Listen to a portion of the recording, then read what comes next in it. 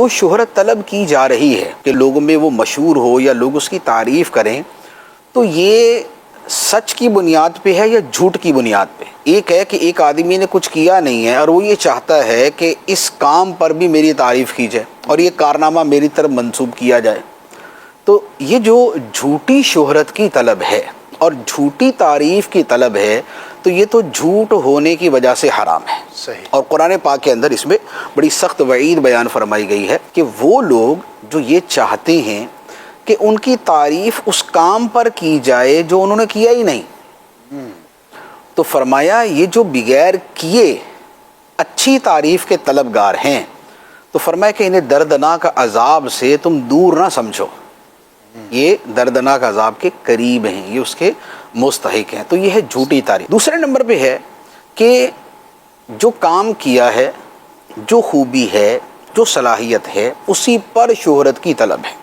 جی۔ تو یہ جو طلب شہرت ہے، اس میں عمومی طور پر ہم یہ کہہ سکتے ہیں کہ اکثر و بیشتر یہ مذموم ہے، ناپسندیدہ ہے۔ اچھا۔ شریعت کی نظر میں شہرت کی طلب بنیادی طور پہ یہ ناپسندیدہ اور مذموم میں آتی ہے، کیونکہ یہ انسان کو برائی اور گناہ اور ریاکاری کی طرف لے جانے والی چیز ہے۔ صحیح۔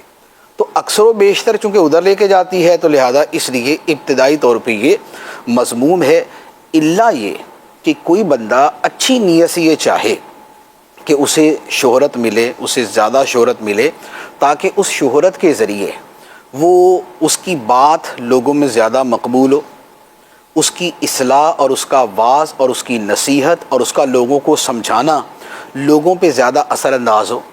کیونکہ یہ ہم اپنے مشاہدے کے ساتھ ہم یہ دیکھتے ہیں کہ مشہور آدمی اگر کوئی بات کہتا ہے وہ زیادہ لوگوں تک پہنچتی ہے۔ ایسا ہی۔ مشہور آدمی اگر کوئی بات کہتا ہے تو اس کی بات کو زیادہ قبول کیا جاتا ہے۔ اب کوئی آدمی شہرت کو اسی نیت سے طلب کرتا ہے یا اسی نیت سے پسند کرتا ہے کہ اس کی شہرت کی وجہ سے اسے لوگوں کی اصلاح کا موقع زیادہ ملے گا، وہ زیادہ لوگوں کی اصلاح کر سکے گا، تو یہ ایک اچھی بات ہے۔ صحیح۔ لیکن بنیاد وہی ہے کہ بیسیکلی نیت کی ایسی اصلاح اور نیت کو اتنا پاکیزہ رکھنا یہ اکثر لوگوں کے بس میں نہیں۔ صحیح۔ لہذا چند خواص اور بہت اپنے قلبی صفائی رکھنے والے اور کسی کی تربیت سے ایک عرصہ دراز تک گزر جانے والے اگر وہ ایسا کوئی کام کریں تو پھر ٹھیک ہے، ورنہ ویسے جو شہرت کی طلب ہے تو یہ نقصان دہ ہی ہوگی۔ صحیح۔